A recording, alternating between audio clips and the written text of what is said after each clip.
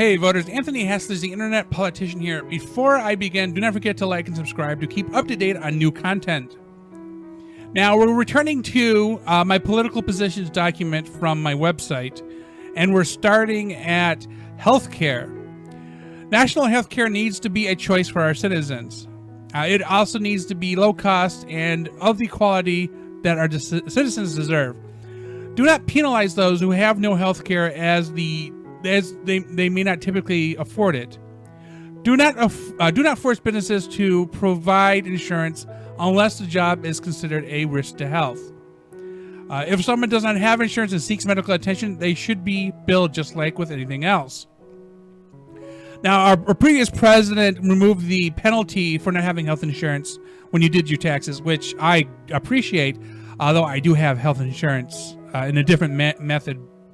Anyway, I don't think you should, but if you get sick and you don't have insurance, that's on you. And if your employer wants to insure you, that is good for them because it ultimately saves them money in the long run if they keep you healthy. In addition, we need to eliminate medical lawsuit abuse. It's actually pretty bad.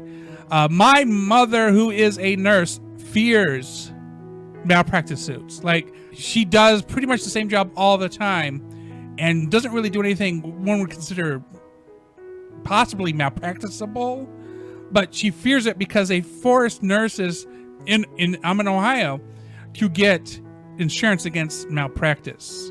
I don't know what they call it exactly, but that's the term that pops in my head when I think about it. She's never been sued. I'm assuming somebody has been, otherwise there wouldn't be need for insurance.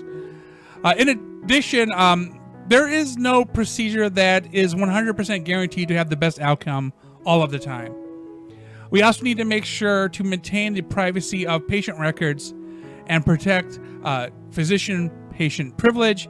We have a law that does that.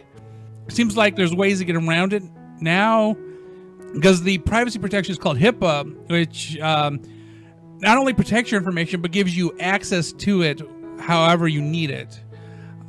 Plus, it gives you the ability to transfer information to other doctors, medical institutions, and I think if you set it up, you can even have it transferred to your next of kin, I guess, if you pass away or you're really sick.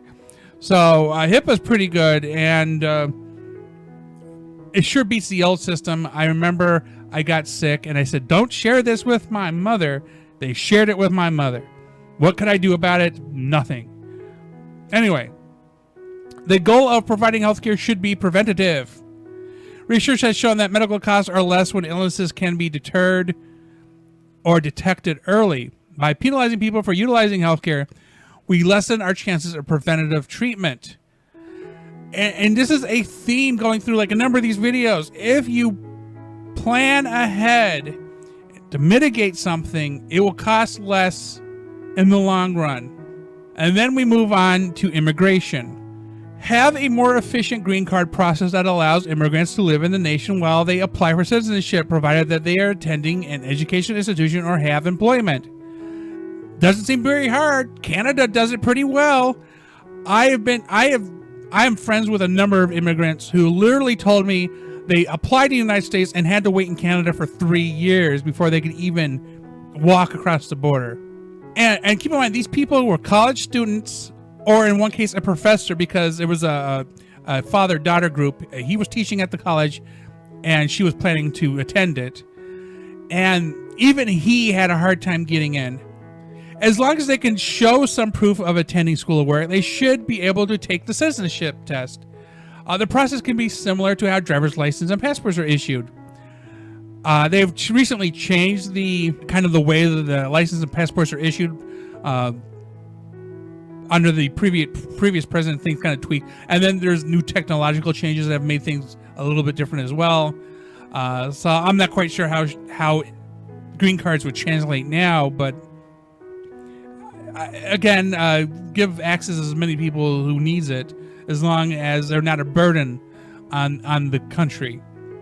For those not attending an educational institute or does not have employment, they should not be inside the nation's boundary unless they are a spouse, child, or elderly parent of someone with a green card, in which case they should all be applying for citizenship. For those outside of the nation's boundaries, they should apply for a green card to enter the nation, and once inside, follow the aforementioned guidelines. Because we see the crisis at the southern border, and you realize a lot of these people are probably homeless. I don't believe that they're criminals. I mean, every society has criminals, and statistically, there's a chance a couple might be criminals.